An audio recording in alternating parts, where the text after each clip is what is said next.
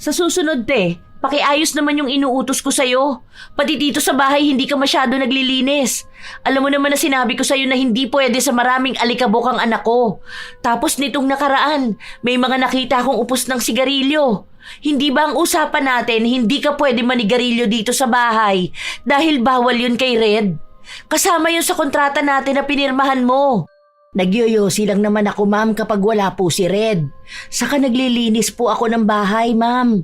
Minsan po talaga kailangan ko rin magpahinga. Alam niyo naman po na may edad na rin ako, di ba?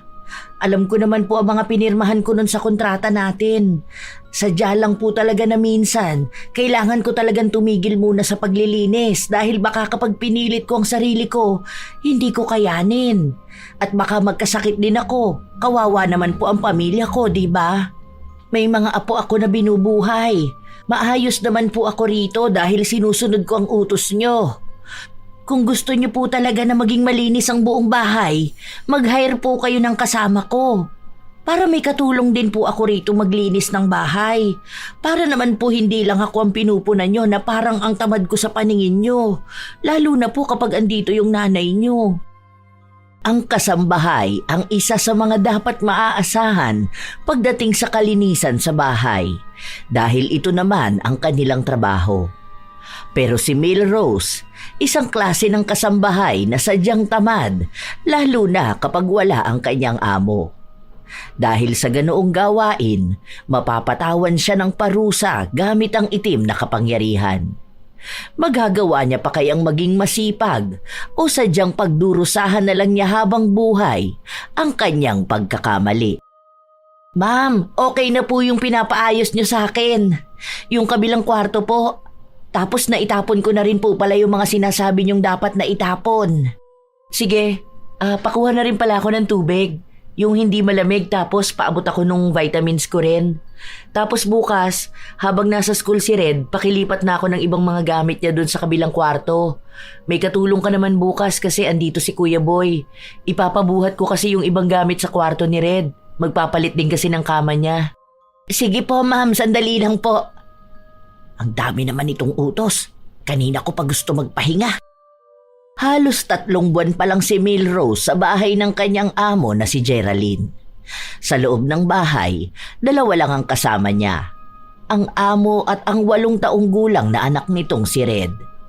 Ang sabi ni Geraldine, halos 3 taon na rin simula nung maghiwalay sila ng asawa niya. Wala naman talaga siyang balak na kumuha ng kasambahay pero dahil masyado na siyang naging abala sa trabaho, kailangan niya ng maglilinis ng bahay at ng mag-aasikaso ng pagkain ng anak niya. Lalo na at pasukan na. Hindi naman si Melrose ang nag-aasikaso sa bata dahil bago pumasok sa trabaho si Geraldine, siya ang nag-aasikaso sa anak at ang naghahatid dito papasok. May sunduri namang sasakyan si Red kapag uuwi na. At kapag naman nasa bahay ang bata, responsable naman ito kahit na nasa murang edad pa lamang. Kaya ang tanging kailangan lang gawin ni Melrose ay ang mapanatiling malinis ang kapaligiran, lalo pat may hika ang bata, kaya hindi ito pwedeng masyadong mapunta sa maalikabok na lugar. Isang araw, habang mag-isa lang sa bahay si Melrose, hindi siya agad kumikilos dahil nakahiga lang siya sa sofa habang nanonood sa kanyang cellphone.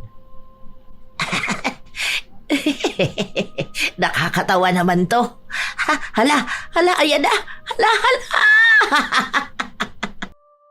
Tuwang-tuwa siya sa kanyang pinapanood kaya hindi pa niya magawang maglinis ng bahay. Alam niya kung anong oras uuwi ang amo. At 1 oras bago ito umuwi, saka lang siya maglilinis para maabutan na talagang may ginagawa siya. Pero buong maghapon siyang nakatambay at nanonood lang o kaya ay natutulog.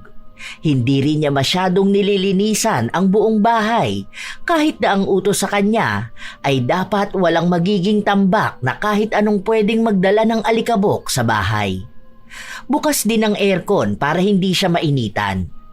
Hindi naman ganun kayaman si Geraldine, pero sapat naman ang kita niya para kahit paano ay mabigyan ng maayos na buhay ang anak. Malaki rin ang pasahod kay Milrose kumpara sa ibang mga normal na kasambahay. Dahil ang akala ni Geraldine ay talagang masipag sa bahay ang nakuha niyang kasambahay. Ilang sandali pa, nakahilata pa rin sa sofa si Milrose hanggang sa dumating si Red. Pumasok sa kwarto si Red pero agad ding lumabas. Ate Rose, meron pong ano sa room ko. Ipis po. O ano naman? Di patayin mo. Alam mo na nga na nanonood ako rito eh. Mamaya pa ako maglilinis, nagpapahinga pa ako. Matanda na nga ako oh. Natatakot po ako. Para ipis lang natatakot ka na. Kalalaki mong tao. Kung takot ka, mamaya na kapag natapos na ako magpahinga. Pero po magpapalit po ako ng damit. Ay, sinabi na nga na mamaya na. Hindi mo ba ako maintindihan ha? Ang tigas ng bungo mo ah. Ano ba akala mo sa akin? Pwede na lang sumunod agad kapag gusto mo? Hindi naman ikaw ang nagpapasahod sa akin. Parehas kayo ng mami mo na panay ang utos. Tumabi ka nga dyan, istorbo ka. Para sa ipis lang. Sa susunod, matuto ka magpatay ng ipis ha? Lalaki ka, dapat hindi ka takot sa mga ganito. Wala kang ibang ginawa kundi umasa sa akin. Hindi na kumibo pa ang bata. Nang mapatay na ang ipis, bumalik na sa kwarto niya si Red. Habang si Milrose naman ay nagpatuloy na sa gawaing bahay. Sa kanya lang hinugasan ang mga plato na kanina pang umaga nakatambak sa lababo. Matapos noon ay nagsalang na rin siya ng uulamin para sa hapunan.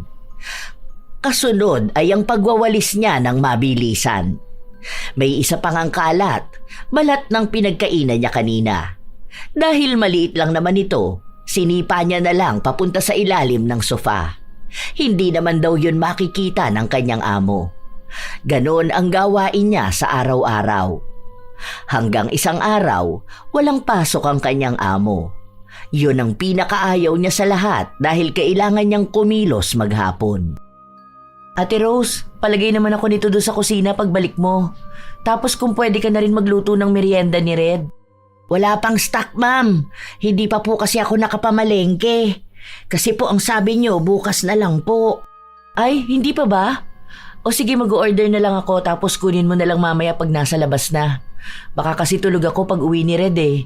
Para sana makakain siya ng merienda niya. Hintayin mo na lang, te. Pasok na ako sa kwarto ko.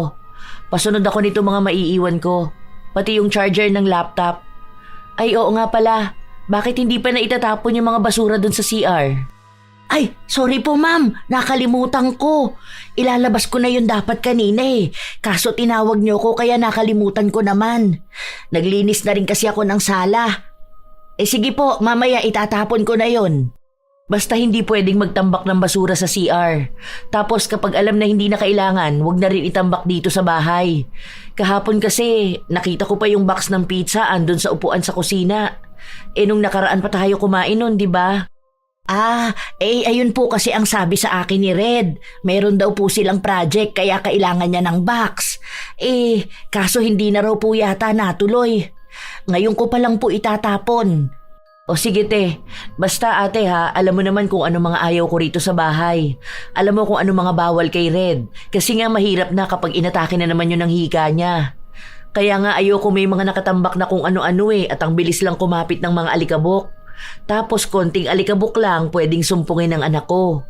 Opo ma'am, alam ko naman po yan. Kaya nga lagi rin po ako naglilinis. Minsan po talaga may mga nakakaligtaan ako. Si Red po kasi minsan may mga dala po siyang gamit galing sa school nila. Kaya yung iba po tinatambak niya rito o kaya dun sa kabilang kwarto. Pero ang totoo ay katwiran lang yon ni Milrose. Siya talaga ang may dahilan kung bakit hindi malinis ang bahay ni na Geraldine. Dahil hindi naman talaga niya inaayos ang paglilinis. May mga nakakaligtaan siya dahil hindi niya talaga nililigpit. Nagpapakitang gilas lang siya kapag nakikita siya ng kanyang amo. Ilang araw pa ang nakalipas, ang daming inuutos sa kanya ni Geraldine. Mga bagay na dapat naman talaga ay nalinis na niya. Ano ba naman yan? Hindi naman na makapagpahinga ang tao. Ngayon pa naman labas ng episode na hinihintay ko. Nakakainis. Bakit kasi ang daming arte? Hika lang naman yan.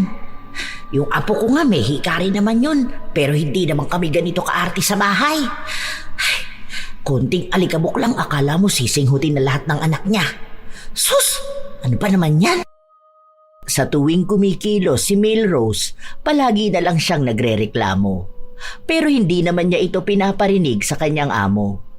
Minsan, sa anak lang nito na hindi rin naman nagsusumbong sa kanyang ina. Minsan kasi, sa sobrang abala ni Geraldine sa trabaho, hindi na sila masyadong nakakapag-usap ng anak. Kaya si Melrose lang talaga ang madalas nakasama ng bata. Mukha ring hindi pa masyadong naiintindihan ni Red ang mga nangyayari, kaya malaya ang ginang na gawin ang gusto niya. Isang araw, walang pasok sa eskwelahan si Red, kaya nasa bahay lang silang dalawa ni Melrose. Lagpas na ng oras ng pananghalian pero hindi pa rin sila kumakain. Hanggang sa nagtanong na si Red. Ate, nagugutom po talaga ako. Ang sakit na po ng tiyan ko. Mamaya na nga, last episode na to oh. Kumain ka na lang ng kahit na ano dyan. Wala pa akong gana magluto. Pagkatapos nito, iinitin ko na lang yung ulam natin kaninang umaga. Ang dami mong reklamo. May tinapay naman dyan binili ng mami mo ah. Yun na lang ang kainin mo. Sige na po, nagugutom na po talaga ako. Bahala ka dyan sa buhay mo. Kung gusto mo, kumain ka na doon. Kaya mo naman na sigurong magsandok ng pagkain mo. May ulam doon sa lamesa nakatakip. Tingnan mo na lang kung hindi pa yun sira. Kapag mabaho na, panis na yon. Doon ka na nga. Dito na ako sa nakakakilig na part ng pinapanood ko. Istorbo ka dyan. Hindi na lang kumibo ang bata. Nagpunta ito sa kusina at kumain. Habang si Melrose nakaupo lang sa sofa habang nanonood pa rin ng paborito niyang palabas. 3:00 na ng hapon nung naisipan niyang kumilos dahil nakakaramdam na rin siya ng gutom. Balak pa sana niyang kainin ang ulam sa lamesa pero pansin niyang panis na ito kaya nagluto na lang siya ng bago.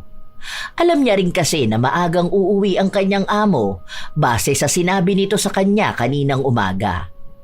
Kasunod naman nun ay nagpatuloy na siya sa paglilinis ng bahay. Ilang sandali pa, lumabas ng kwarto si Red. Hawak niya ang kanyang tiyan at namimilipit ito. Ang sakit po ng tiyan ko.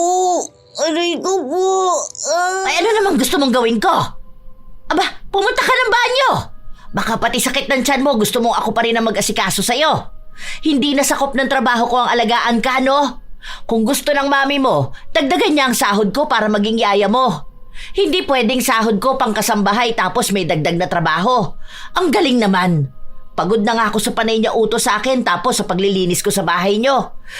Dapat nga tumutulong din siya sa akin. Alam na nga niya na may katandaan na ako tapos gusto niyang wala pang alikabok ang bahay niyo. Sobrang sakit po. Kanina ba po ako napupunta sa CR? Ay siya, baka kulang ka lang yan sa tubig. Huwag ka magulo dyan. Ay, huwag ka dyan dumaan. Nakita mo na nga na nagwawalis ako eh. Ano ba naman tong batang to? Ang tigas ng ulo. Hanggang sa makauwi si Geraldine, masakit pa rin ang tiyan ng kanyang anak. Hindi lang sa oras na yon dahil hanggang sa kinabukasan ay nananakit ang tiyan ng bata. Dinala ito sa ospital dahil nag-aalala si Geraldine na baka magkaroon pa ng malalang sakit ang kanyang anak. Nang makabalik sila ng bahay, kahit na paano ay maayos na ang kalagayan ni Red. Pero nanghihina pa rin ito. Ate Rose, anong niluto mong pagkain? Wala pa po akong nailuluto, ma'am. Hindi ko pa po kasi alam kung anong pwedeng pagkain ni Red eh. Baka po yung iluto ko yung hindi niya rin po kainin. Saka po, naglinis kasi ako ng banyo. Nagkuskus ako kaya hindi rin kinaya ng oras ko. Siguro ano na lang ate, luto ka na lang na may sabaw. O yung mabilis lang na ulam para makakain na rin kami. Hindi pa rin kasi ako kumakain eh. Luto ka na muna, mamaya na yan. Ay, order na lang siguro ako ng manok para makakain na rin agad. Anong oras na rin kasi oh. Hindi pa naman pwedeng malipasan ng gutom si Red. Magsasaing na lang po pala muna ako, ma'am. Hindi ka pa nakakapagsaing? Ang dami ko po kasi ginawa, mami. Alam nyo naman po na may katandaan na ako. Hindi naman po ako ganun kabilis kumilos. Saka ang akala ko po kasi mamaya pa po kayo uuwi. Kasi po ang sabi nyo sa akin, baka hapon pa kayo. Kaya naisip ko na baka sa labas na rin kayo kakain at baka mapanis lang yung kanin kapag nagluto ako ngayon. Sige na pala, magsalang ka na para sakto luto na kapag dating ng ulam. Mabuti na lang ay mabait si Geraldine, kaya kahit na gano'n ang ugali ng kanyang kasambahay, nagagawa niya pa ring palampasin. Hindi niya alam na dahil din kay Milrose kaya naospital ang kanyang anak. Sa mga sumunod na araw, hindi pa rin nagbabago si Milrose. Mas lalo pa nga siyang naging tamad noong hindi pinupuna ni Geraldine ang bahay. Madalas kasi na maaga itong umaalis. Minsan naman sobrang gabi na kung umuwi kaya diretso na sa tulog. Sa sobrang abala ng kanyang amo, hindi na nito pansin ang dumi at alikabok sa bahay. Hanggang sa isang araw, ma'am, papaalam po sana ako. Day off ko kahit 2 days po. Uuwi ako sa amin kasi po birthday ng apo ko. Kailan yan, ate? Linggo at Lunes po sana, ma'am.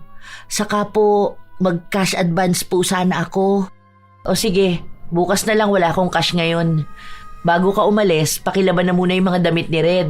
Wala na yata siyang uniform ngayon. Pauna ko na sa'yo yung mga yon ha, kasi ang dumi nung suot niya kahapon. May ginawa ata sa school nila kaya ganun ang nangyari sa uniform niya. Saka pala, bakit hindi ka nagpa-plancha ng mga damit? Di ba nung nakaraan ang sabi ko sa'yo pakiplansya yung damit na gagamitin ko para sa meeting namin? Pagtingin ko nakasampay lang, ako pa ang nagplansya. Ay, alin po ma'am? Yung kulay blue po ba? Yung green na polo. Ay, hala, yung blue po ang naplansya ko ma'am. Akala ko po kasi yun ang tinuro nyo. Ay, sorry po. Kahit anong kulay pa. Ang sabi ko, yung mga ginagamit ko sa office, gusto ko planchado mga yon, di ba? Pero hindi mo naman ginagawa. Pagkatapos mong laban, isasampay mo na lang. Pati uniform ni Red. Parang minsan hindi malinis ang pagkakalaba. Inaayos ko naman po yun, ma'am. Baka po kasi dahil nga sa makulit ang anak nyo sa school. Pero sige po, lalagyan ko ng extra na oras ko mga damit po. Kahit wag na po ako magpahinga. Kasi po, alam nyo naman nagawa ko rito lahat sa bahay. Pagkatapos ko magluto, maglilinis naman po ako. Siguro kung hindi mo kaya, kahit isang beses sa isang linggo ka na lang maglaba. Isasalang lang naman yun dahil bumili naman ako ng automatic. Kahit isang araw ilaan mo sa mga damit namin. Ayoko kasi talaga ng marumi ang sinusuot ng anak ko. Ano na lang ang sasabihin ng mga nanay na makakakita sa kanya? Na masyado akong pabayang ina? Ayaw mo naman palang may sasabihin sa iyo ang iba eh. Sana ikaw ang gumagawa ng ganyang trabaho. Sa akin mo inaasa lahat. May sinasabi ka ba, ate? Ay wala po ma'am. Binibilang ko po yung ginagawa ko kung anong araw pwede ako maglaba. Siguro po kapag Miyerkules na lang po. Sige te, basta yung sinabi ko sa'yo ha. Gusto ko malinis lahat. Salamat ate. Pakuha na rin pala ako ng charger ko na iwan ko sa sala. Nang lumabas ng kwarto ng amo si Milrose, hindi maipaliwanag ang kanyang mukha. Iniisip niya pa lang ang pinapagawa sa kanya ng amo para bang pagod na agad siya.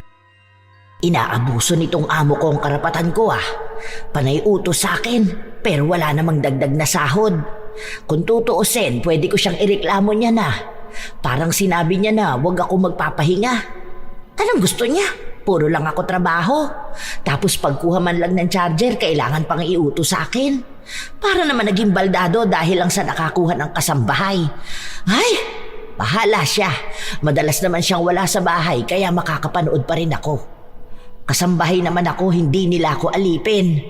May karapatan pa rin ako magtrabaho kung kailan ko gusto. Wala naman siya magagawa kapag nireklamo ko siya. May batas naman sigurong magtatanggol sa mga kasambahay na gaya ko. Kahit na ilang beses nang pinagsabihan ni Geraldine si Milrose, hindi pa rin niya ginagawa lahat.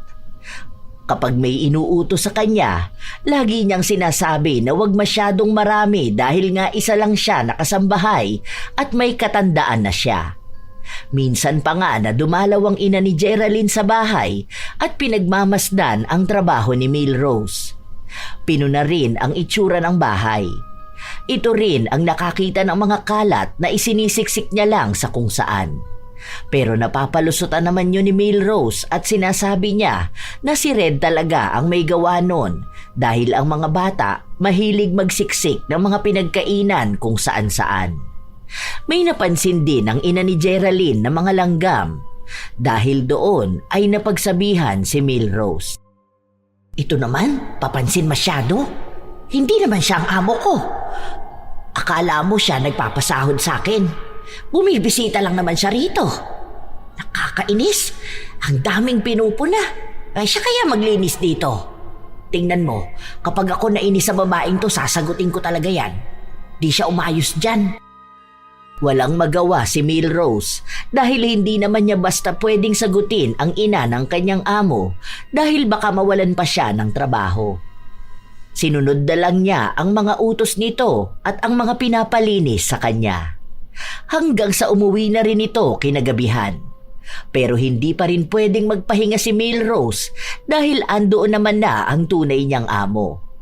Kaya nung gabi na matutulog na siya, pagod na pagod siya.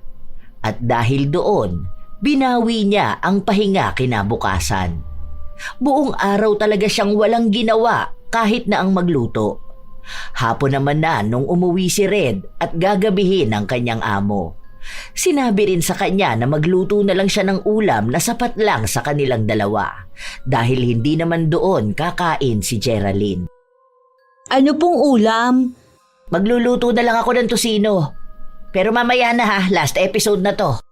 Bawal daw po ako dyan, sabi ni Mami. Ang arte naman. Pwede ka niyan. Isang beses lang naman eh. Hindi ka naman kakain palagi. Kailan ka ba huling kumain nun? Di ba last month pa? Ang OA lang kamo ng mami mo. Masama daw po yun sa kalusugan eh. Ay, mas masama naman kung hindi ka kakain, di ba? Mas masama kung malilipasan ka. Kaya kung may kakainin ka, kainin mo. Bawal-bawal ka dyan. Dalawa nga lang tayo. At sabi naman ng mami mo, lutuin yung para lang sa ating dalawa. Tinatamad ako magluto. Hindi ko alam kung anong pwedeng ulamin. Kaya pwede na yon. O kung gusto mo, mag-itlog ka na lang. Huwag ka maarte. Maraming kabataan ang hindi nakakakain kaya magpasalamat ka na lang. Buti nga inaasikaso pa kita eh. Kahit na hindi naman kasama sa trabaho kung alagaan ka. Yung apo ko nga hindi ko maalagaan dahil nandito ako sa bahay nyo. Kung makapagsalita si Melrose sa bata, para bang kasalanan pa nila kung bakit siya nagtatrabaho roon. Galing si Melrose sa kabilang bayan. Halos 2 oras ang biyahe niya makauwi lang sa kanila. Nung una, dapat ay uwian siya. Yon ang gusto niya pero nag-aalala si Geraldine dahil nakakapagod ang biyahe. Kaya ang naging usapan na lang nila ay 1 beses sa 1 linggo walang pasok si Melrose at pwede siyang umuwi sa kanila. Libre naman ang bahay at pagkain. Kaya wala siyang binabayaran na kahit magkano. Buo niyang nakukuha ang sahod at minsan ay may sobrang bigay sa kanya si Geraldine, lalo kung may pakisuyo sa kanya na sinasabi niyang labas na sa trabaho niya. Pero kahit na ganon, hindi pa rin nawawala sa kanya ang pagrereklamo na para bang hindi niya pinili na mga muhan at maging kasambahay. Ginagawa lang naman niya yon para tustusan ang pangangailangan ng kanyang mga apo na hindi kayang sustentuhan ng mga magulang nito dahil walang mga trabaho. Ilang araw pa ang nakalipas, dumating ang 2 araw na uuwi si Melrose sa kanyang pamilya. At nagbigay pa ng mga lumang damit ni Red si Geraldine para ibigay sa apo niya. Tingnan mo to, kasya sa'yo to apo. Ang ganda, di ba? Buti na lang binigay yan ni Ma'am. Matagal ko na yan nakikita doon sa kwarto ng anak niya eh. Marami pa nga yan, kaso hindi naman binigay sa akin yung iba. Hindi pa raw kasi niya maharap na tingnan yung mga damit na hindi ginagamit ng anak niya eh. Grabing pagod ko doon sa trabaho ko. Paano? Hindi naman kasi naglilinis yun. Talagang inaasa na lang sa akin lahat. Mano sana eh, na kapag nakakita siya ng kalat o wala siyang pasok sa trabaho, magwalis man lang sana siya, di ba? Hindi naman sobrang yaman. Ano lang, sakto lang. May 4 na kwarto yung bahay, tapos naka-aircon yung sala nila. Hindi naman mansyon ang bahay pero ang arte. May hika kasi yung anak nun. Hindi raw pwede kahit alikabok. Para namang mamamatay agad anak niya kapag may alikabok ang bahay nila. Naghahanap nga ako ng batas na magsasabi na hindi pwedeng abusuhin ng pagtatrabaho ng kasambahay para hindi ako laging pagod. Hanggang sa bahay nila, walang ibang ginawa si Milrose kundi ang magreklamo kung ano-anong pinagsasasabi niya sa mga nakakausap niya. Lahat naman ng inirereklamo niya ay mga normal na dapat na trabaho ng isang kasambahay. Kahit na nasa bahay nila ang ginang, ganun din naman ang ginagawa niya. Mas naging pagod pa nga siya sa pag-aasikaso sa pamilya niya kaysa sa pagtatrabaho. Mas marami pa ang pahinga niya sa bahay ni na Geraldine kaysa sa pahinga niya noong wala siyang pasok. Ilang araw pa ang nakalipas, bumalik na ulit siya sa kanyang trabaho. Noong wala siya, ang nakasama raw ng bata sa bahay ay ang lola nito na wala raw ibang ginawa kundi ang magdaldal sa mga kalat. Naglinis daw ito at ang daming alikabok. Kaya galit na galit ito kay Milrose at sinabi nga raw na palitan na siya sa trabaho. Buti na lang ay si Geraldine na lang ang nagpaliwanag na baka hindi lang yun agad nakita dahil bago nga raw umalis ang kasambahay, ang pinaasikaso sa kanya ay ang mga damit nila. Malinis naman ang bahay ngayon. Hindi na muna ako magtatrabaho dahil pagod ako sa biyahe. May ulam pa naman dyan para mamaya pag uwi ni Red. Marunong naman pala maglinis Ibig sabihin, kaya na nila yan. Para naman hindi rin ako masyadong napapagod. Lalo na at may katandaan na rin ako. Ay naku, makanood na nga muna. Buong hapon na hindi kumilos si Milrose. Halos natapos na niya ang kanyang pinapanood. Ganun siya ng halos 3 araw. Inaasikaso niya lang ang bahay at mga kalat kapag alam niyang nandyan si Geraldine. Okay na to. Hindi naman kailangang malinis na malinis tong bahay niya. Kung gusto pa niya maging sobrang linis, abay dapat kumuha pa siya ng isang katulong pa. Hindi yung ako lang ang kikilos lahat. Saka na yung pagtupi ng damit ng anak niya. Dapat nga tinuturuan yung bata na yun Ay, oo. Tama. Ako nga ang magtuturo sa bata na yon para naman matulungan ako kapag andito sa bahay. Nang magkaroon naman ng silbi. Pinuntahan ni Milrose si Red sa kwarto nito. Tulog ang bata pero ginising niya ito at inutusan na magtupi ng mga damit niya. Pagkatapos daw nun, tuturuan niya rin ang bata na maghugas ng plato. Ayan, hugasan mo lahat yan, pati yung rice cooker. Hindi po ako marunong. Kaya nga kita tinuturuan para nga maging marunong ka, di ba? Isa ka na lang po. Maglalaro pa po ako Ay, hindi pwede. Matanda ka na, dapat matuto kang kumilos dito sa bahay. Anong gusto mo? Ako na lang lahat ang gagawa? Aba, mababa ang sahod ko para maging sobrang grabe ang trabaho ko rito. Paghuhugas lang ng plato yan. Paano kung wala ako, ha? Sinong gagawa niyan? Alangan naman na ang mami mo pa. Sabi po ni Lola, dapat po kayo to. Kasi po kayo raw po ang tagalinis. Trabaho niyo raw po ito. Hay, wala akong pakialam dyan sa lola mo. Wala naman siya rito. Kung gusto niya, pumunta siya rito sa bahay niyo at siya ang maglinis. Kailangan ko rin magpahinga, no?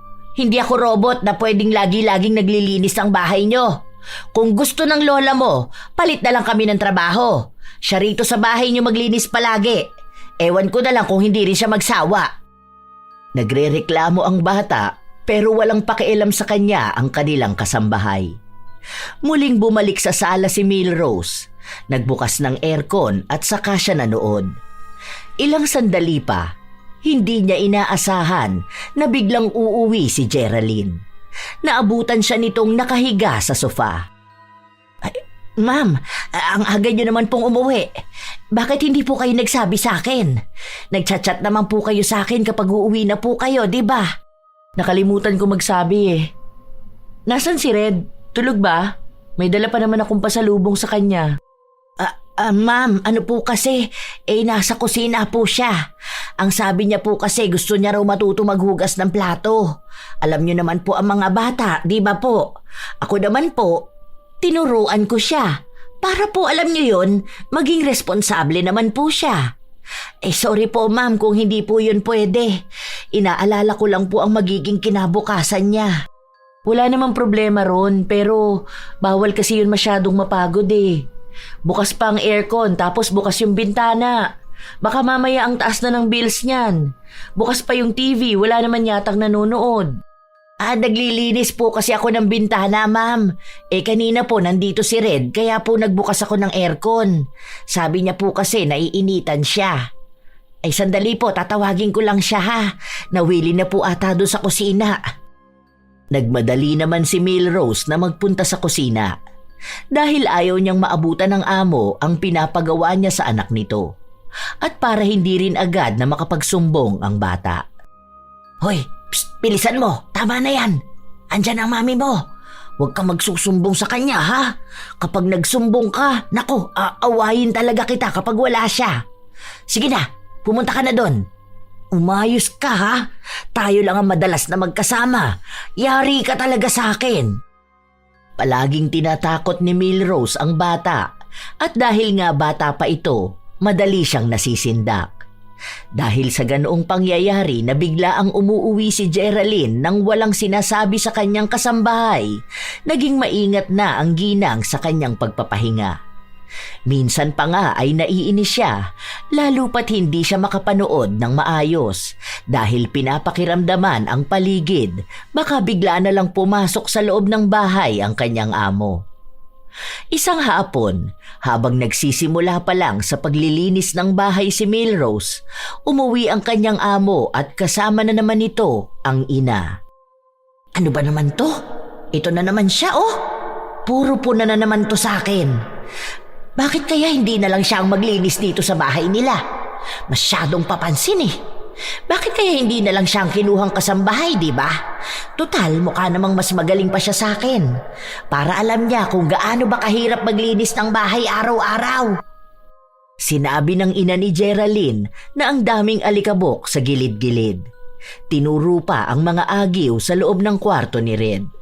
Dahil doon, pinagalitan ni Geraldine ang kanilang kasambahay. Di ba Ate Rose, ang sabi ko sa'yo dapat laging walang alikabok sa loob ng kwarto ni Red? Ma'am, wala naman po yan kahapon. Kasi po lagi ako naglilinis ng kwarto po ni Red. Pagpasok niya pa lang po sa school, inuuna ko po talaga yung kwarto niya. Malinis po yan, ma'am. Ewan ko lang po bakit bigla naman nagkaroon ng ganyan. Ate, dapat alam mo yan dahil umpisa pa lang, sinabi ko na sa'yo na ang palagi mong babantayan ay yung mga alikabok o yung mga bagay na pwedeng mag-trigger sa hika ng anak ko. Yun naman po talaga mamang ginagawa ko. Pero siguro po may mga hindi ako nagagawa dahil po busy ako sa ibang bagay. Tulad po ng pagluluto at paglalaba po. Ma'am, isa lang naman po kasi ako rito sa bahay niyo. Itong air purifier, nilinisan mo na bang filter? Every 2 to 4 weeks to ha? Ginawa ko na po yan last week, ma'am. Kahit po tingnan nyo yan, malinis pa po yan. Bakit may mga tambak na namang gamit dito? Di ba pinalipat ko na sa'yo to nung nakaraan? Hindi mo ba to inaleste? Ay naku ma'am, hindi ko po alam. Baka po kinuha na naman ni Red. May isa pa nga pong laruan siyang kinuha eh. Minsan po kasi hindi ko napapansin ang ginagawa niya. Isa rin to sa babantayan mo, Teha. Kapag may kukunin man si Red, pagtapos na siya, huwag itatambak dito sa kwarto niya. Isa kasi yan sa nagiging dahilan kung bakit nagkakaroon ng alikabok. Alam mo naman po ang bata, minsan kahit na pagsabihan, hindi nakikinig. Kayo na lang ang sumunod sa mga ginagawa niya. Total, ikaw naman ang naglilinis ng kwarto niya. Alam mo na yung kung ano yung mga kailangan tanggalin. Opo ma'am, tatandaan ko po lahat ng sinabi niyo. Kahit po anong abala ko sa trabaho, lagi kong susundan ang tingin ng anak niyo, kahit po hindi niya ako yaya.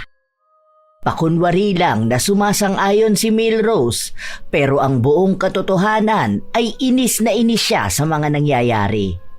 Ayaw pa naman niya sa lahat ay ang pinagsasabihan siya. Lalo na kapag minamanduhan siya ng mga bagay na dapat niyang ginagawa. Ang gusto niya kasi, kikilos siya base sa kung ano ang gusto niya, hindi sa kung ano ang gusto ng may-ari ng bahay. Ilang araw na natili sa bahay ang ina ni Geraldine, kaya bantay sarado si Milrose. Tila ba kalkulado ang bawat niyang galaw at dapat ay tama ang ginagawa niya. Dapat malinis talaga ang buong bahay. Dahil doon, lalo namang nainis ang ginang. Dahil hindi niya mapanood ang gusto niyang mapanood at bibihira lang siya pwedeng magpahinga. Hindi pa ba aalis tong papansin na matanda na to? Kung makapag-utos siya sa akin parang siya ang amo ko Panay sabi na magwalis ako. Parang tanga lang. Dapat hindi na to nagpupunta rito Kapag ako nagreklamo ko sa agency ko, ay naku tingnan mo tapos tong mga to. Baka sila pa ang magbayad ng malaki sa akin. Hindi ako pinagpapahinga Karapatan ko naman yun. Buisit Bakit kasi isa lang ang kinuha nilang kasambahay? Gusto pala nila maging malinis ang bahay. Kinabukasan, umalis na rin ang babaeng kinaiinisan ni Melrose kaya naging malaya na naman siyang maging tamad sa loob ng bahay. Ang ilang araw niyang pagtatrabaho ng sunod-sunod, binawi niya naman ng pahinga.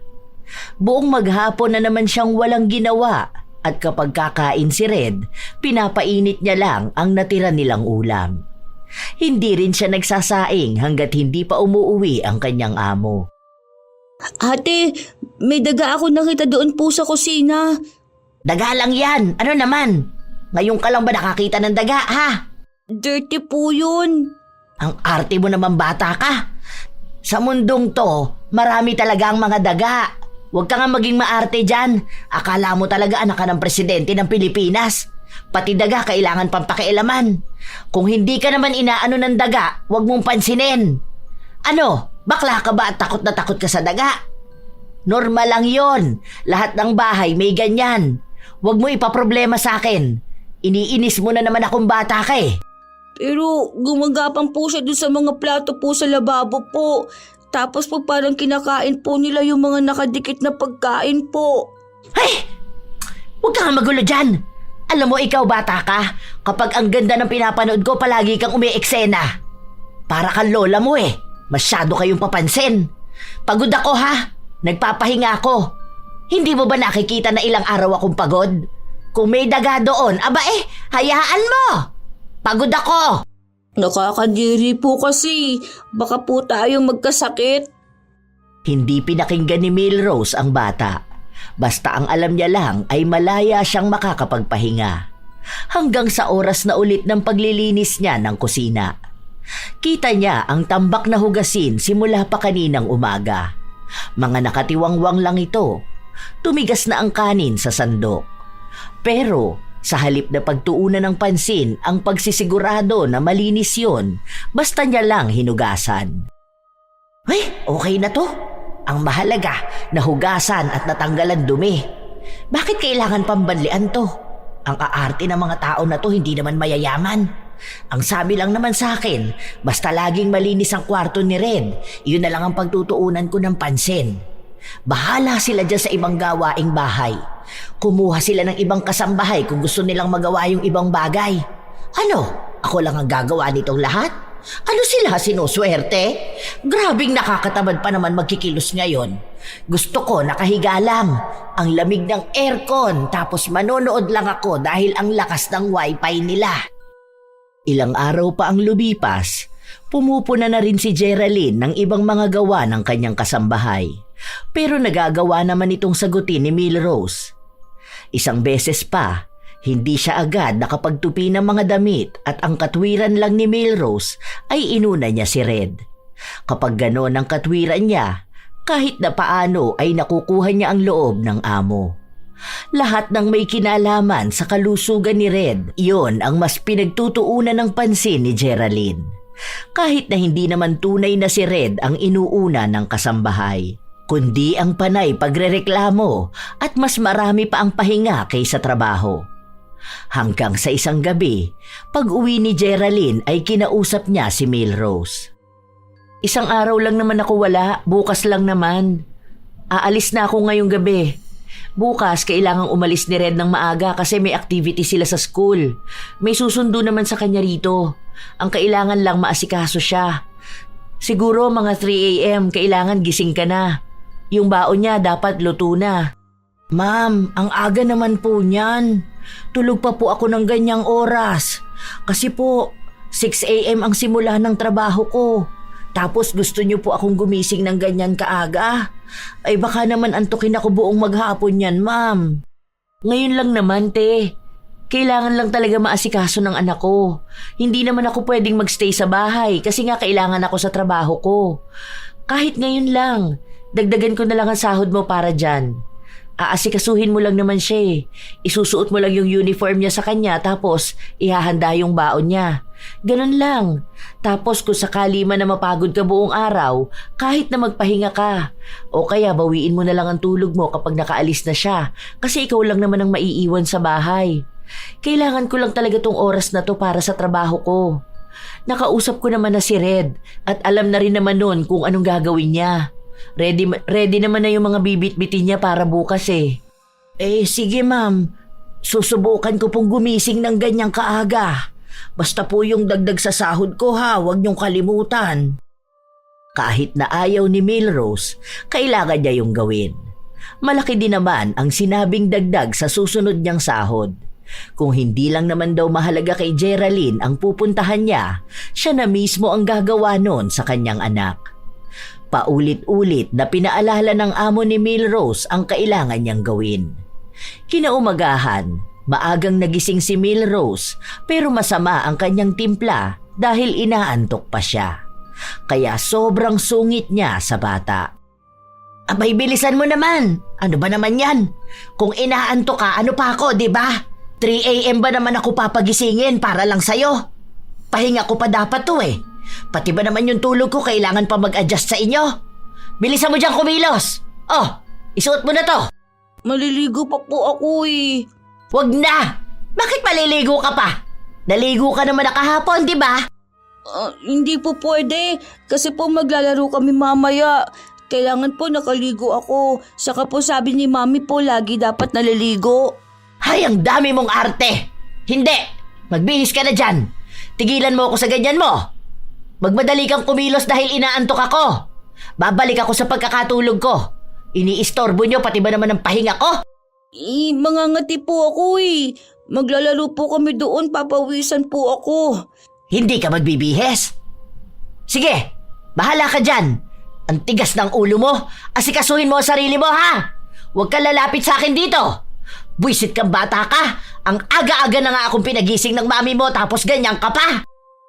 Iniwan ni Milrose ang bata, habang si Red naman ay naligo talaga at kahit hirap na hirap ay siya na lang mismo ang nag-asikaso ng kanyang sarili.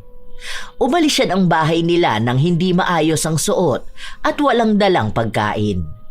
Dahil alam ni Milrose na hindi uuwi ang kanyang amo, hindi siya naglinis ng bahay. Nakahilata lang siya sa sofa habang nanonood. May pagkain din siyang inihanda para sa kanyang sarili at kung darating man si Red, sa kanya na lang pag-iisipan kung anong pwede niyang ipakain sa bata. Habang nasa kalagitnaan na siya ng kasarapan sa panonood, natigilan siya matapos na makitang tumatawag ang kanyang amo. Ay, eto na naman. Kapag talaga ako nagpapahinga, ang hihilig mang istorbo. Ano ba naman to? Nasa malayo na nga, kailangan pang alamin kung anong ginagawa ko sa bahay. Buisit! Ang hirap naman ito maging amo. Huwag niya sabihin na may iuutos na naman siya sa akin.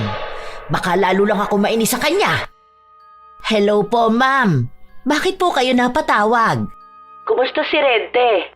Ay, okay naman po, ma'am. Nasa school pa po siya. Kanina pa naman po siya umalis. Pinaghanda mo ba siya ng pagkain? Anong ulam ang pinabaon mo? Nagluto po ako ng giniling na may patatas, ma'am. Tapos nagpabaon din ako ng prutas po sa kanya. Ang sabi niya, okay naman na raw po yun. Kumain na din po siya bago siya umalis. O sige te. Maglinis ka na lang muna dyan sa bahay. Tapos yung mga basura, palabas ako ha. Ngayon daw darating ang truck ng basura. Para hindi na yan nakatambak dyan sa atin. Okay po, ma'am. Sige po. Nang patayin ni Geraldine ang tawag, balik na naman sa panonood ang kasambahay. Ang mga sinabi niya kanina ay hindi totoo. Wala siyang pagkain na pinabaon sa bata. Ang akala niya ay hindi yun makakaabot sa kanyang amo, pero nalaman ito ni Geraldine matapos na tumawag ang isang ina na kaklase ni Red at sinabi na bakit hindi niya pinadalhan ng pagkain ang anak niya. Mabuti na lang daw may dala silang sobra kaya nabigyan si Red. Dahil doon, inis na inis si Geraldine noong umuwi siya. Bakit sinabi mo sa akin na may pagkain ng anak ko tapos wala naman pala? Nagbuka pa ako masama doon sa mga magulang ng mga kaklase ni Red. Saka ano yung sinabi niya na ang gulo ng itsura ng anak ko? Ay, hindi ko po alam sa kanila, ma'am. Kasi po, inasikaso ko naman po si Red. Tapos ngayon ko lang po nakita na hindi niya nadala yung baon niya. Ang alam ko po, nilagay ko yun sa bag niya eh. Kaso po, inalis niya ata tapos nakalimutan na rin niya. Pinakain ko naman po sa kanya pag uwi niya. Sa susunod, te, pakiayos naman yung inuutos ko sa'yo. Pati dito sa bahay hindi ka masyado naglilinis. Alam mo naman na sinabi ko sa'yo na hindi pwede sa maraming alikabok ang anak ko. Tapos nitong nakaraan, may mga nakita akong upos ng sigarilyo. Hindi ba ang usapan natin hindi ka pwede manigarilyo dito sa bahay dahil bawal yun kay Red? Kasama yun sa kontrata natin na pinirmahan mo. Nagyoyosi lang naman ako, ma'am, kapag wala po si Red. Saka naglilinis po ako ng bahay, ma'am. Minsan po talaga kailangan ko rin magpahinga. Alam niyo naman po na may edad na rin ako, di ba? Alam ko naman po ang mga pinirmahan ko nun sa kontrata natin. Sadya lang po talaga na minsan, kailangan ko talagang tumigil muna sa paglilinis dahil baka kapag pinilit ko ang sarili ko, hindi ko kayanin. At baka magkasakit din ako. Kawawa naman po ang pamilya ko, di ba? May mga apo ako na binubuhay. Maayos naman po ako rito dahil sinusunod ko ang utos nyo. Kung gusto nyo po talaga na maging malinis ang buong bahay, mag-hire po kayo ng kasama ko. Para may katulong din po ako rito maglinis ng bahay. Para naman po hindi lang ako ang pinupunan nyo na parang ang tamad ko sa paningin nyo. Lalo na po kapag andito yung nanay nyo. Naiintindihan ko naman, te. Kaya nga hindi kita pinipilit magtrabaho, di ba? Na may pahinga ka naman talaga. Pero sana, alam mo kung anong lugar mo, kung anong trabaho mo. Matagal ka ng kasambahay, marami na ring amo ang nakahalubilo mo. Sana alam mo kung ano yung ayaw at gusto ng mga amo mo. Lalo na sa akin dahil ako, nag-iingat lang ako para sa anak kong may sakit. Hindi kumibo si Milrose pero sa kalooban niya ay may inis siyang nararamdaman. Nang matapos ang buong araw, nasa loob siya ng kanyang kwarto kung saan kausap niya ang kanyang anak sa cellphone. Diba? Bakit naman ganun ang sasabihin niya sa akin? Naiinis ako kasi kahit naman sabihin na amo ko siya mas matanda naman ako sa kanya. Ang inaano ko, sana ayusin niya rin ang sarili niya. Bakit kaya hindi niya subukan na dito siya sa bahay? Tulungan niya ako maglinis, di ba? Sa busy nga siya sa trabaho niya kaya napapabayaan niya ang anak niya. Tapos pati ba naman yon iaasa niya sa akin? Ano? Dahil ba sa pinapasahod niya lang ako? Ang galing niya naman. Sumang-ayon naman ang kanyang anak. Kahit na hindi naman kinuwento ni Milrose ang ginawa niya. Para kasi sa mga anak niyang binubuhay niya, siya lang palagi ang tama. Kung sasalungat sila sa sinasabi niya, natatakot sila na baka hindi na siya magbigay ng pera. Kaya kahit na may mali siya, wala ni isa sa pamilya niya ang handang magtama sa kanya. Kahit paulit-ulit na lang na ibang tao ang sinisisi niya sa pagiging tamad. Ito pa ha, pati ba naman yung kasiyahan ko na pagyoyosi kailangan pa niyang sitahin? Ano? Porkit ba't andito ako sa kanila? Ang gusto niya, kontrolado niya rin ang buhay ko. Aba, hindi naman pwede yun. Pwede ko siyang ireklamo nito sa agency ko. Ang pagiging reklamador at tamad ni Milrose ang dahilan kung bakit siya natanggal noon sa dati niyang pinapasukan. Nahuli kasi siya ng kanyang amo na buong maghapon walang ginagawa at tuwing sahod ay mahilig siyang bumali. Minsan, kapag inuutusan siya, matagal pa bago niya gawin. Kasama na yon sa kanyang record, kaya walang kumukuha sa kanya. Sadyang hindi lang yon nakita ni Geraldine dahil nagmamadali rin siya noong araw na pipili siya ng kasambahay. Nakita niya kasi na ilang dekada na rin kasambahay si Milrose, kaya umasa siya na maayos itong magtrabaho. Hanggang sa nagpatuloy ang pagiging tamad ni Milrose. Minsan, kahit na umuwi na ang kanyang amo, ang dami pa ring kalat ng bahay. Kung hindi pa yon sisitahin, hindi pa niya lilinisin. Isang araw, naabutan ni Geraldine na nakatambak ang mga plato sa lababo. Ate Rose, pwede bang pagkatapos kumain maghugas ka na agad ng plato? Huwag naman ganun na itatambak pa sa lababo. Alam mo naman na ayoko ng ganun, di ba? Tingnan mo, tutong na yung mga kanin na nakadikit sa kutsara. Tapos hindi man lang isalansa ng maayos ang mga hugasin. Ang sakit sa mata makakita ng ganun. Gagawin ko po sana kanina yan, ma'am. Kaso nga lang po, bigla naman pong sumakit ang mga kamay ko. Nagpahinga po ako saglit. Kaso po, nakita ko marumi ang kwarto ni Red, kaya po naglinis ako. Ang tagal ko po, kasi nga po, itinaas ko pa yung kama. Baka po kasi marami ng alikabok sa ilalim. Tapos, nagpalit ako ng sapin ng higaan niya. Sige pala, hugasan mo na yan tapos banlian mo lahat ha. Alam mo naman na allergic ako sa dumi. Matapos yung sabihin ni Geraldine ay umalis na rin siya dahil pagod siya buong maghapon. Kinabukasan, walang pasok si Geraldine kaya nanatili siya sa loob ng bahay. Kung saan nagpapakitang gilas na naman si Milrose para ipakita na ang dami niya talagang ginagawa. Pero ilang sandali pa ay narinig ni Milrose na may kausap sa cellphone ang kanyang amo. Mukhang naghahanap ito ng bagong kasambahay. Ang buong akala niya ay magdadagdag ng tao sa bahay, pero ang totoo ay naghahanap na ng kapalit niya. Nalaman niya lang ito matapos na magsabi sa kanya ang kanyang agency. Nangamba siya na mawalan ng trabaho at baka mahirapan na naman siyang makahanap ng bagong amo. Kaya kinausap niya si Geraldine. Ma'am, sige na po. Huwag niyo naman po akong paalisin dito. Kailangan po ng pamilya ko ng tulong ko eh. Ako lang po ang may maayos na trabaho para sa kanila. Ang babata pa po ng mga apo ko.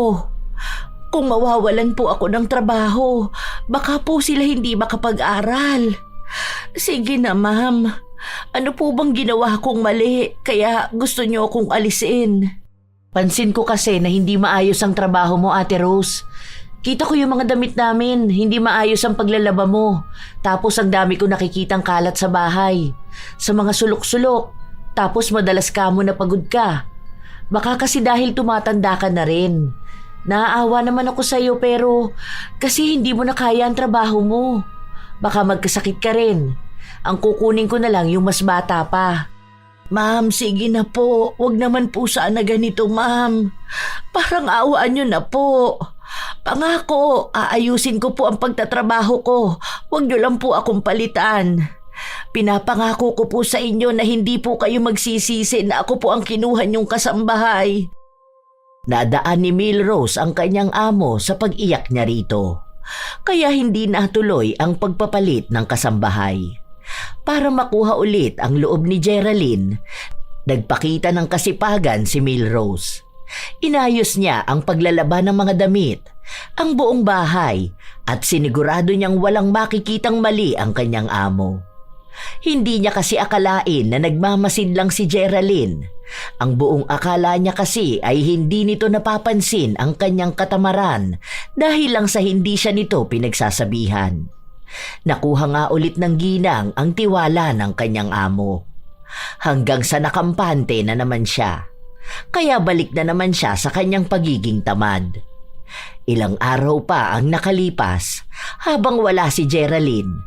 Nakatambay lang ang kasambahay habang kanina pa nagpapausok ng kanyang sigarilyo. Kaya napalabas ang bata sa kanyang kwarto. Ate Rose, pwede po wag po kayo magganyan? Mag-ano? Wag ako magyosi? Bakit mo ba pinapakialaman ng kasiyahan ko, ha? Ano yan? Bakit nagtatakip ka ng ilong mo? Ang arte mo naman. Bawal po kasi sa akin yan eh. Bawal-bawal ka dyan. Walang bawal sa'yo. Puro lang kamo kaartehan ng mami mo. Sa bahay nga namin, yung anak ko naninigarilyo yun noon kahit baby pa ang anak niya. May hika rin yun, pero okay naman. Sinasanay ka lang kasi ng mami mo sa mga mali-maling paniniwala na bawal-bawal. 2 beses pang binugahan ni Milrose ng usok ang bata sa mukha nito. Matapos noon ay bumalik sa loob ng kwarto ang bata. Matagal siya roon hanggang sa lumabas ulit si Red na para bang hirap na hirap itong huminga. Hindi siya makapagsalita. Hinihila niya lang ang damit ni Milrose. Ano ba? Para kang tanga dyan. Huwag ka nga malikot dyan. Ano ba? Bitawan mo ang damit ko. Oh, ano na namang kaartehan yan ha? Hindi ka makahinga. Wala yan. Okay lang yan. Kailangan mo lang sanayin ang sarili mo. Kapag nasanay ka na, yung katawan mo na ang mag-a-adjust hanggang sa hindi ka nahihikain. Okay lang yan. Itulog mo lang yan. Hinayaan lang ni Milrose ang bata hanggang sa nahimatay ito sa kanyang harapan. Hindi pa niya ito nais na bigyan ng pansin pero sakto naman na dumating ang ina nito. Kaya nagpanggap na lang si Milrose na nag-aalala siya. Nataranta na rin kasi si Geraldine sa nangyayari sa kanyang anak. Si Geraldine lang ang nagsugod sa ospital. Kaya ang daming kaartehan ng bata na yun sa katawan eh. Konting sakit, takbo sa ospital. Kaya mas lalong nagiging sakitin. Okay na yun. Sana magtagal sila sa ospital para walang mag-uutos sa akin sa bahay. Pwede na siguro ako magpahinga. Okay na to. Bakit pa ako maglilinis wala naman sila? Gaya nga ng hiniling ni Milrose, matagal na nanatili sa ospital si Red. Hindi ito makalabas hanggat hindi nagiging maayos ang kalagayan nito. Kaya masaya ang ginang, lalo pat hindi siya kumikilos sa loob ng bahay. Panay lang siya nood. Nagluluto lang siya kapag magsasabi ang kanyang amo, kaya kapag wala, pagkain niya lang ang niluluto niya. Halos 3 araw na ganon, kaya 3 araw din naging maalikabok ang bahay. Isang hapon, umuwi si Geraldine. Ate, bakit hindi pa malinis dito sa bahay? Itong kwarto ni Red, hindi pwedeng maalikabok to kasi uuwi na siya bukas. Baka atakihin na naman yun. Pakipalitan yung sapin niya ha, pati punda at kumot. Tapos ilabas na muna yung mga laruan niya. Basta walang kahit na anong alikabok. Ganun po ba? Sige po mamaya maglilinis ako dyan. Tatapusin ko lang po itong pinapagawa niyo sa akin. Isa-isa lang po ma'am kasi isa lang naman ang katawan ko. Hindi ko naman kayang pagsabayin yan lahat. Tapos yung CR, bakit naninilaw naman yung inidoro? Tapos yung mga basura dun, ang dami pang mga buhok. Di ba ang sabi ko gusto ko palaging malinis ang bahay lalong-lalo na sa CR? Saka simula ngayon, huwag ka nang maninigarilyo ha. Yun kasi ang nakakapag-trigger ng hika ng anak ko eh. Pakiusap ko naman sa'yo. Kung ayaw mo matanggal sa trabaho, huwag mo naman yun gawin. Kung hindi mo talaga kaya, sana sa labas ka ng bahay. Yung malayo sana sa maaamoy ng anak ko. Ma'am, hindi naman po ako naninigarilyo malapit kay Red. Alam ko naman po na bawal sa kanya yun. Kahit na nasa kwarto ang anak ko, maaamoy niya pa rin yun. Alam mo naman kung gaano siya kasensitive, di ba? O kung dito sa loob ng bahay, kapag lumabas siya ng kwarto, maaamoy niya pa rin yun dahil kulob dito. Kung mauulit pa rin to, wala na ako magagawa kundi tanggalan ka ng trabaho. Huwag naman po sana ganyan, ma'am. Kailangan po ng pamilya ko ng pera. Maawa naman po sana kayo sa akin. Ako lang po talaga ang inaasahan nila eh. Baka po magutom sila kapag wala na akong sinasahod. Kung gusto mo ng trabaho, ipakita mo na karapat-dapat ka sa trabaho. Dahil hindi kita pinapasahod para lang maging tamad dito sa bahay. Lalo na ang ipahamak ang anak ko. Malinaw naman po sana ang naging usapan natin nung unang araw mo sa trabaho. Ako kasi yung klase ng tao na ayaw ng tamad eh. Kasi mabigat sa buhay kapag tamad ang isang tao. Kaya kung tamad ka ate, wala na akong magagawa kundi ang tanggalin ka. Mukhang hindi na kaya pang daanin ni Milrose sa pagpapaawa ang kanyang amo. Nagsabi na rin sa kanya ang agency niya na baka sa mga susunod na buwan ay alisin na siya. Lalo na kung makakahanap ng bagong kasambahay. May mga nakakausap na si Geraldine at nagiging pihika na rin ito sa paghahanap ng tatao sa bahay nila. Dahil nadala na siya sa ginagawa ni Milrose. Hindi niya lang ito matanggal agad dahil hindi pa tapos ang kontrata nila. Sa susunod na buwan pa lang ito matatapos. Para makuha ang loob ng amo, naging todo ang pagpapakitang gilas ng ginang. Kahit na walang utos sa kanya, kumikilos siya ng kusa. Iniisip niya na sa paraan na yon, magbabago ang isip ni Geraldine na palitan siya. Pero wala pang 1 linggo ay tinatamad na siya. Ano ba yan? Nakakatamad naman magkikilos dito sa bahay na to. Bakit ba kasi kailangan ko pa magpakitang gilas? Sa nakakatamad naman talaga. Ay, bakit kasi hindi pa rin madaan sa pagpapaawa ang babae na yun eh? Hindi man lang ba siya nakakaramdam ng awa sa akin at sa pamilya ko? Sa totoo naman talaga na mahirap magkikilos. Dahil ba sa mahirap lang ako at katulong lang ako, iisipin niyang madali lang makahanap ng ibang maglilinis ng bahay niya? Akala naman niya magtatagal ang bagong kasambahay na yun. Panigurado ako, tatamarin din yun. Sa mga araw na lumipas, wala na talagang pag-asa si Milrose na manatili sa bahay ni na Geraldine. Sinasabihan na siya nito na 2 linggo na lang siya sa bahay dahil darating na ang bagong kasambahay. Dahil doon, mas lalo namang naging tamad si Milrose. Hindi na talaga siya naglilinis ng bahay. Hinahayaan niya ang mga tambak na hugasin. Kung hindi pa siya pagsasabihan, hindi siya kikilos. Pero bago siya kumilos, halata naman sa kanya na tamad siya. Kapag may utos sa kanya, nagrereklamo siya palagi.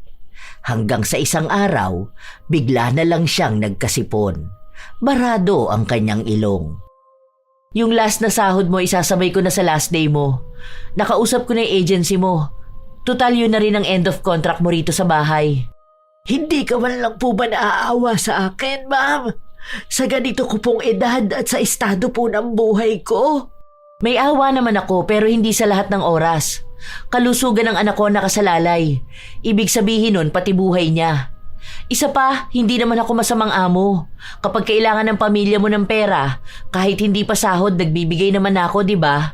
Kapag naman gusto mong umuwi sa inyo, ayos lang naman sa akin. Kapag masama ang pakiramdam mo, walang problema kung magpapahinga ka. Pero sana alam mo rin kung anong trabaho mo. Binayaran kita bilang kasambahay. Ang ibig sabihin lang nun, kumilos ka bilang kasambahay. Kung tatamarin ka lang palagi, baka siguro dapat hindi ka na magtrabaho. Hindi naman po ako tamad, ma'am. Sadya lang talaga na minsan, hindi ko kayang magtrabaho. Hindi ko na yun kasalanan, ate. Basta pinagbigyan na kita ng 1 taon, tama na yun. Hindi pwedeng nagbabayad ako ng tama para sa taong stress lang din naman ang ibinibigay sa akin sa bahay ko. Kung hindi nyo na kaya, huwag nyo na pilitin ang sarili nyong magtrabaho. Kung kailangan ng mga apo nyo, huwag nyong gawing tamad ang mga anak nyo. Silang pagtrabahuhin nyo.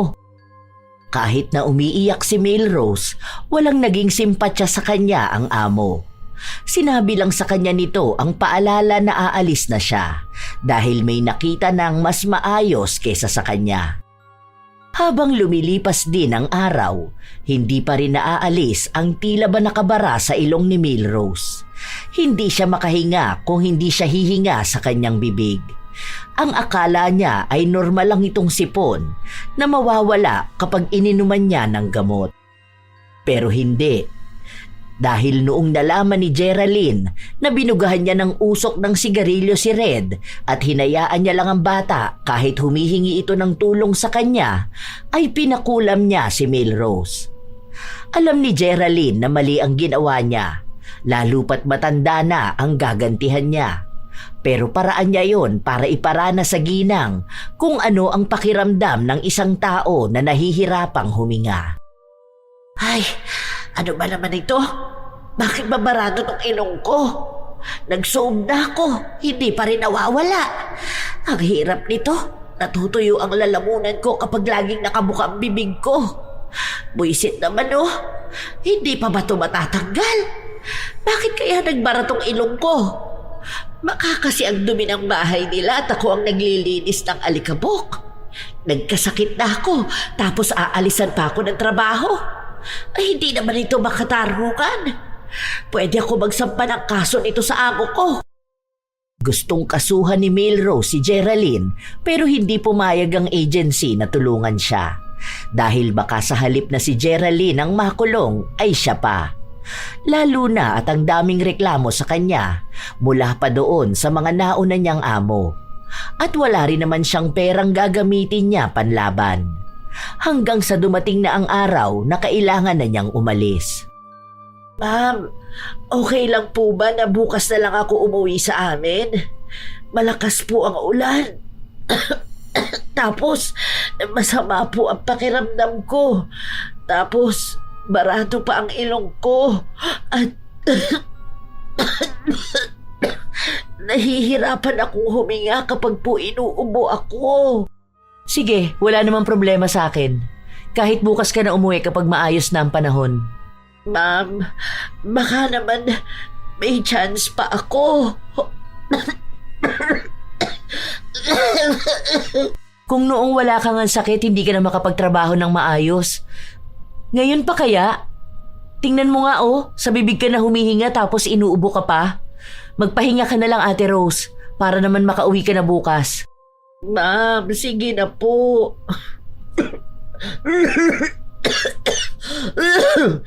Kailangan talaga ng pamilya ko.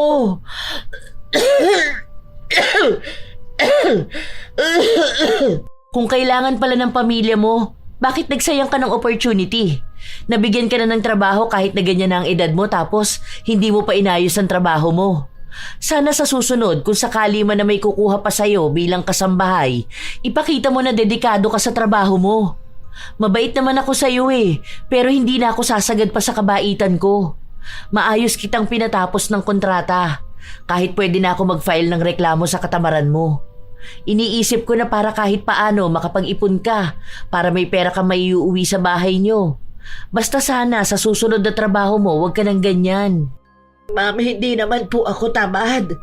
Kahit kailan po hindi ako naging tamad. Sadya naman pong hindi maalikabok tong bahay niyo pero gusto niyo palagi na lang ako maglinis. Nakakapagod naman yun kung araw-araw kong gagawin, hindi ba? Teka, sambahay ang kinuha mong trabaho. At araw-araw ang bilang ng sahod mo sa akin. Alam mo na sobrang sensitive ng anak ko. Konting alikabok lang yun sa higaan niya. Hirap na siya makahinga. Kada dagdag na trabaho naman, dagdag na sahod, di ba? Hindi naman kita minaltrato. Okay naman kita kausapin. Kahit anak ko, hindi ko naman inaasa sa'yo. Maliban na lang kung magluluto ka ng pagkain. Sana alam mo na lahat ng ginagawa mo sa bahay ko, nakasulat sa kontrata na trabaho mo. May day off ka at bayad yung day off na yon. Kapag uuwi ka sa inyo, nagbibigay ako ng pamasahe mo.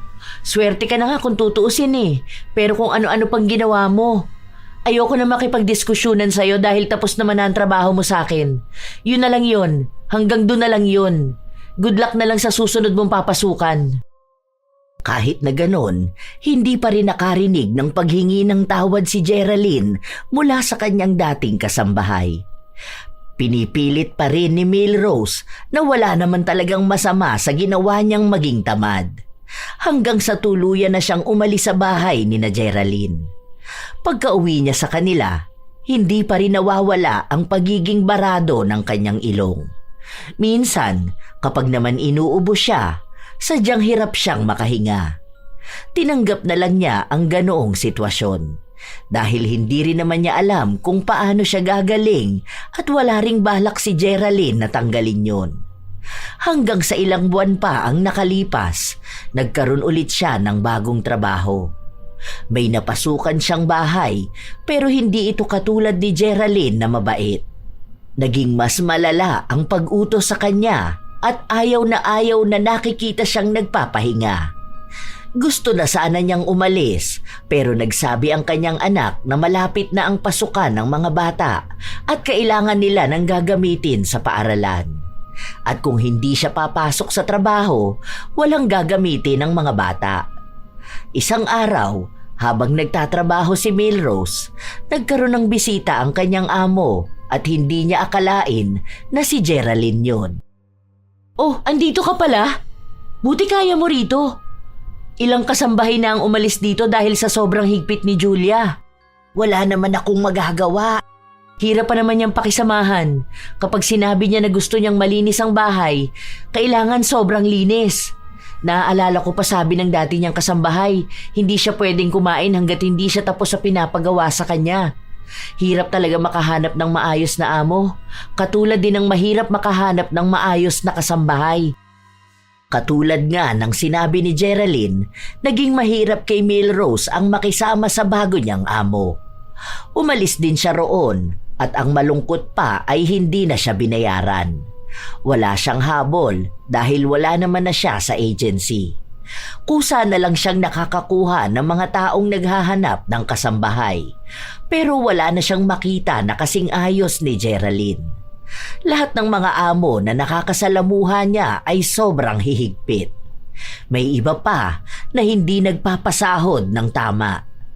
Maliit lang din ang bigay sa kanya dahil nga sa matanda na siya at nagiging sakitin pa. Hindi na kasi naaalis pa ang problema niya sa paghinga. Nagiging malala rin ito sa tuwing maninigarilyo siya o kaya ay mausok ang paligid. Dahil nga sa bibig na lang siya humihinga, hirap na siya sa kanyang buhay. Doon lang siya labis na nagsisi. Kung hindi niya lang sana sinayang ang pagkakataon na maging amo si Geraldine, hindi sana siya hirap humanap ng mapapasukan. Kung naging maayos siya noon at hindi naging tamad, marahil ay may matino siyang trabaho.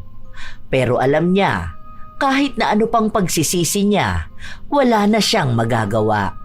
Hindi na niya kailanman maibabalik ang magandang oportunidad na sinayang niya dahil lang sa katamaran. Ika nga, nasa huli talaga ang pagsisisi. Maraming tao ang nakakalimot sa halaga ng kanilang tungkulin, lalo na kung ito'y paulit-ulit na gawain o tila nakakasawa. Ang pagiging kasambahay ay hindi simpleng trabaho lamang. Ito ay isang tungkuling nangangailangan ng tiyaga, malasakit at dedikasyon. Hindi ito para sa mga taong tamad o walang pusong maglingkod.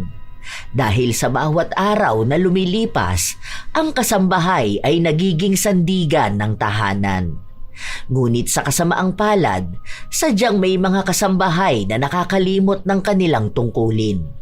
Sa halip na maging maaasahan, sila pa ang nagiging pabaya. Madalas nakikita ang mga gamit na hindi maayos, mga gawaing hindi tinatapos at mga utos na laging may reklamo. Palaging sinasabi na hindi sila alipin kahit na simpleng bagay lang naman ang gagawin nila na bahagi naman ng kanilang trabaho. Minsan pa, inuuna ang cellphone kaysa trabaho at kapag nahuli sa gawain, magdadahilan na lang. Hindi nila naiisip na bawat kilos ng katamaran ay may kapalit. Pagkawala ng tiwala, respeto at minsan ng kabuhayan mismo. Isang marangal na trabaho ang pagiging kasambahay. Pero aminin man natin, ito talaga ang isa sa nakakapagod na trabaho. Kaya hindi ito maaari sa mga taong ayaw kumilos at tatamad-tamad. Naway sa anumang trabaho, makitaan ng kasipagang gawin ang tunay na tungkulin.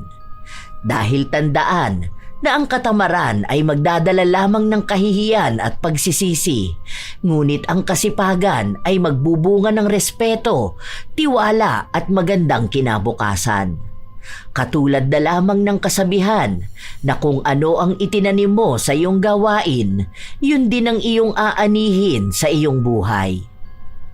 Tunay naman mga apo na nakakapagod ang maglinis ng bahay o kumilos, pero sadyang ang mga kasambahay ang isa sa mga inaasahan na maging katuwang sa gawaing bahay. Pero mukhang may mga kasambahay rin talaga na tamad. May nakilala na ba kayong ganito mga apo? Nakaranas na rin ba kayong makasalamuha ng taong katulad ni Milrose? Kung ganon, maaari nyo bang ibahagi sa amin para naman aming mabasa? At naway may natutunan kayo mga apo sa ating bagong kwento ngayon. Shout out sa ilan sa mga masusugid na tagapakinig ng mga istorya ni Lola Telang. Cassandra Cory, Teresa Entona, Mabel 2021, Ashley Domingo, Giselle Flores, Sky Maminta, Miss Copico ng Pangasinan, Cherry Joy Totanes, Felisa Makahig, Mary Jenny Rilrea Batiduan, Kalas Kalas, Saffron Caminade, Flor de Lisa Galang, Rosaline Jimenez, Marie Minao. Shout out din sa inyo, music lover Abby, Noemi Garcia Pabunan, Emer DLS at sa Obligasyon Family ng Kamalig Albay, Lizelle Sato, Michelle Okumura, John Cyrus, Lot Antonio, Ami Pacana, Geraldine Narbasa, Mary Jane Rico, Josine Mamangon, Teresa Liorca, Isabel FD, Elisa Diaz, Charmini Carpon, Ces 9510, Nilda Dultra, Maricar ng Qatar, Daiben, Mary Joy Bentic, Assorted Love Hurts KSA, Larny Azurin, Dada Mashala Gonzales, Charmaine Ebon. Shout out din sa mga apo ko na hindi nawawala sa tuwing may upload ang lola. Ito ang inyong Lola Telang at maraming salamat sa palagi ninyong pakikinig mga apo.